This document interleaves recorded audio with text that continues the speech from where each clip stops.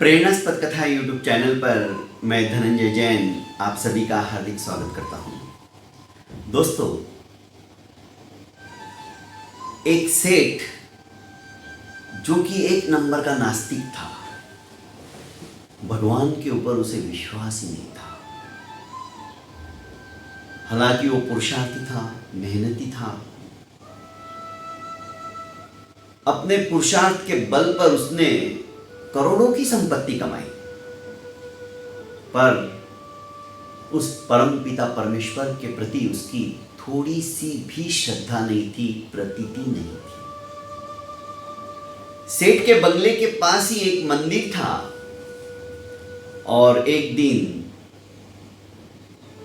मंदिर में रात जगा था, कीर्तन था। पुजारी जी अपने म्यूजिशियन के साथ में भगवत भजन कर रहे थे, कीर्तन कर रहे थे। रात को सेठ की निद्रा टूटी।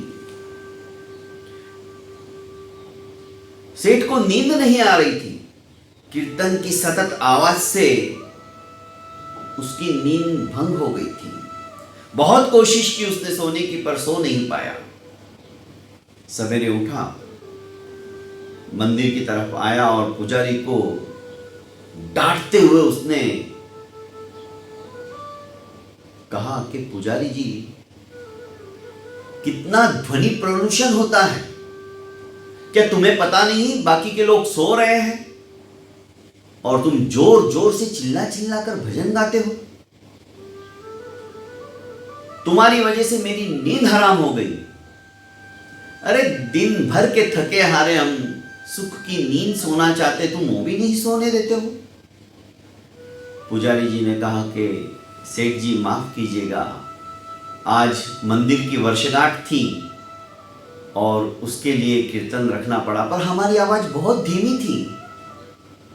अरे तुमको लगता है तुम्हारी आवाज धीमी है?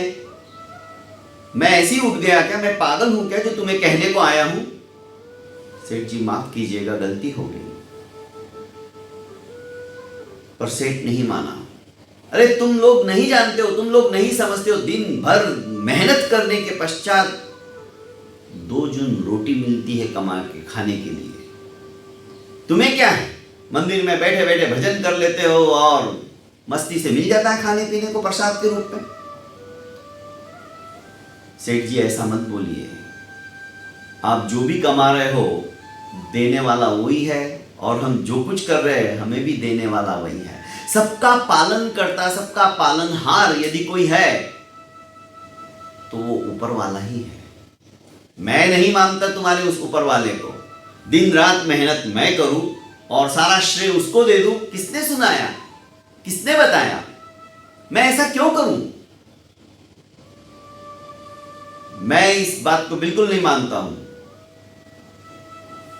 सेठ जी, आप चाहे मानो या ना मानो, हम तो एक निमित्त मात्र है। हम अपना कर्म कर रहे हैं, पर हमें प्रेरित करने वाला वही है। हम अपने कर्मानुसार अपना क्रियाकलाप करते रहते हैं, हमारे कर्म ही है, पर देने वाला वही है। आप मान के चलो, वही खिलाता है, वही पालनहार है। अच्छा, वो खिलाता है, इस बात को तुम सिद्ध करके बताओ। मैं 24 घंटे के अंदर कहीं जंगल में दूर जाकर बैठता हूं, देखता हूं मुझे कौन खिलाने आता है, और तुम्हारी बात ये झूठी साबित हुई तो आज के बाद तुम कीर्तन नहीं करोगे कभी भी। पुजारी को बड़ा विश्वास था अपने परम पिता परमेश्वर पर। उसने कहा, और आप हार गए तो? मैं जिंदगी में कभी भी तुम्हें नहीं कहूंगा कि तुम कीर्तन मत करो, मैं भी तुम्हारे कीर्तन के अंदर शामिल होने लग जाऊंगा। पुजारी जी बोले, ठीक है, मंजूर। सेठ बड़े तमतमाए हुए थे। उन्होंने सोचा इसकी आज ही फाइनल परीक्षा ले ली जाए। देखता हूं, जंगल के अंदर चला जाता हूं, वहां पे मुझे कौन खिलाने आता है। और सेठ सचमुच में भयंकर जंगल के अंदर चले गए। इतना ही नहीं, एक पेड़ के ऊपर जाकर बैठ गए, क्योंकि सेठ का नाम दूर दूर तक था। किसी को नजर ही नहीं आऊंगा तो मुझे कौन खिलाएगा।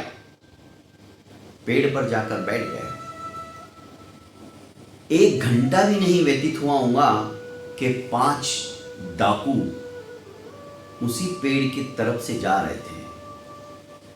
इससे पूर्व एक व्यक्ति आया जो कि पथिक था, उसी पेड़ के नीचे रुका, थका हारा था, बहुत सामान था, और रुकने के पश्चात थोड़ा सा विश्राम कर वो फिर से अपने गंतव्य की ओर निकल पड़ा। पर जाते जाते वो एक थैला वहां पर भूल गया। जब डाकू लोग वहां पर पहुंचे तो उन्होंने उस थैले को देखा। डाकुओं में से एक ने कहा अपने सरदार को कि सरदार, कोई थैला यहां पर भूल गया है, शायद पेड़ के नीचे पड़ा है। सभी भूखे प्यासे थे। सरदार ने कहा देखो, खोलो, इसमें क्या है। थैले के अंदर टिफिन था और टिफिन में खाना था। सरदार सोचने लगे, इस जंगल के अंदर खाना कौन लेके आएगा। जरूर ये किसी की चाल होनी चाहिए, जो इस खाने के अंदर जहर मिलाकर हमें खत्म कर देना चाहता है। इधर उधर आवाज दी, कोई है क्या, पर कहीं से आवाज ही नहीं आई। सेठ सहम गया। यदि मैं कुछ बोलूंगा तो ये तो मेरे ही गले पड़ जाएंगे, और मुझे तो आज कुछ भी खाना नहीं है। आखिर बहुत दूर दूर तक 2-3 डाकू घूम के आए, पर कोई नजर नहीं आया, कोई दिखा नहीं। तो सहसा एक डाकू की नजर ऊपर पहुंची। पेड़ के ऊपर एक व्यक्ति बैठा हुआ दिखा। उन्होंने कहा सरदार सरदार, कोई बैठा है ऊपर, हो सकता है ये इसी का खाना हो और यही हमें पकड़वाना चाहता हूं। ए नीचे आ। सेठ ने कहा मैं नीचे नहीं आऊंगा। तू कैसे नीचे नहीं आएगा, और एक खाना भी तुझे खाना पड़ेगा। क्या पता इसके अंदर तूने जहर मिलाया। खाना तो मैं बिल्कुल नहीं खाऊंगा। डाकुओं को शक हो गया, हो सकता है इस खाने के अंदर जहर ही मिला। एक डाकू ऊपर चढ़ा और सेठ को नीचे डाला। सेठ नीचे आया। सेठ ने अपना मुंह बंद कर लिया और कहा कि मैं खाना नहीं खाऊंगा। तू क्या नहीं खाएगा, तुझे खाना ही पड़ेगा। जबरदस्ती उसके मुंह के अंदर ठूसने लगे। सेठ ने अपना मुंह भींच लिया, पर डाकू तो डाकू ही थे। उन्होंने उसका नाक दबाया, जैसे ही मुंह खुला खाना अंदर ठूस दिया। इतना ही नहीं, पांचों ने जम के धुलाई की और कहा ये खाना खाना ही पड़ेगा। जैसे तैसे सेठ ने 1-2 रोटी खाई और सोचने लगा कि सचमुच में ऊपर वाला जो है मार के भी खिलाता है। खिलाने वाला वही है, देने वाला वही है। सेठ का भ्रम, सेठ का अहंकार समाप्त हो गया। उसके पश्चात उन डाकुओं ने भी खाया। आगे की कहानी में मैं आगे नहीं जाना चाहता हूं। मैं ये कहना चाहता हूं, पुजारी के पास वो भागा भागा सेठ आया और कहने लगा कि पुजारी जी, तुमने सचमुच में जो कहा कि पालनहार और खिलाने वाला वही है। सचमुच में यदि हम नहीं खाते तो मार मार के खिलाता है। और तुम जीत गए हो शर्त। आज से उस परम पिता परमेश्वर के प्रति अगाध श्रद्धा मेरी जागृत हो गई, क्योंकि मैंने आत्मसात किया, उस बात को महसूस नहीं किया, जीवन में देखा प्रत्यक्ष रूप में कि वो क्या नहीं कर सकता है, वो सब कुछ कर सकता है। मेरा भ्रम तुमने तोड़ दिया।